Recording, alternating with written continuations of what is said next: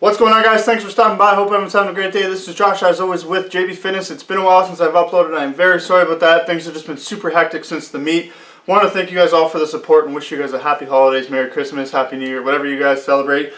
Wanted to get this out of the way because I'm going to be uploading a lot more training footage over the next little while. I got myself a new squat rack. A lot of you guys were asking me about band peg tests with the SML1 and drop tests with the spotter arms.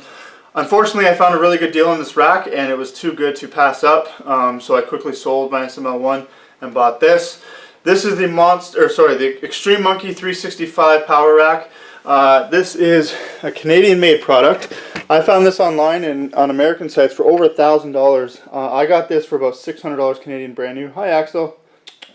Hello. So in terms of spacing, the old one was 4x4. This one's about a little bit over 4 feet across. This way, and over 5 feet across that way. So a couple of the features it has: it's got band pegs built right into the rack on the bottom and on the top. Makes for some awesome dynamic training. The spacing is 3 inches, which I'm not a huge fan of. My SML1 and most racks are 2 inches, and then if they have west side spacing, which mine had, they're 1 inch. So it makes it really, so you're able to really fine tune the starting position for your bench, the unrack, and where the bar starts. This has 3 inches, and if you come around here and take a look, there's numbers on the side here. This is just to give you a visual point, because you'll see that they're on all of the arms as well. When I bench with this rack, I unrack at the number 10. I find 10 is a little bit low, so I've had to widen my grip a little bit. 11 is way too high, and I lose tightness when I unrack, so some compromising would need to be done for sure in this rack. Overall, though, I'm really pleased with it. If you come around front,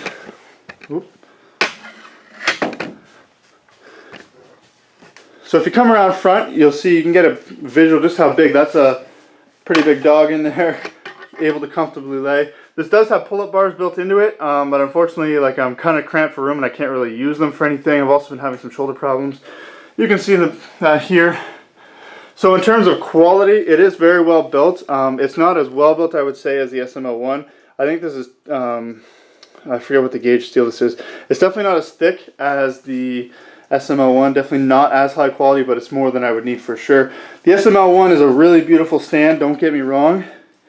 It's just a lot more than most people would even need. In terms of the spotter arms, there are spotter arms built into this thing right here, and they're detachable just like that. Very strong, very durable. The one thing I'm not a big fan of either is the J-cups. So you can see on this rack here, the SML1 had J-cups that were only about this thick, so you only had to lift the bar up about ½ an inch before it was out of the range of the J-cups.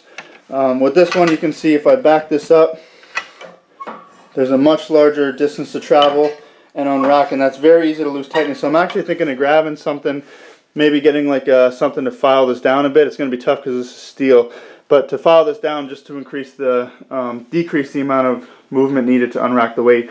But that's pretty much it for this video. So I'm going to be doing a lot of training footage over the next little while. I started doing progressive overload training, so I'm going to be uploading some footage and talking about kind of how I'm approaching that, maybe my plans for the future, maybe a new meet coming up soon. So other than that, guys, have a great day. Thanks for watching. Peace.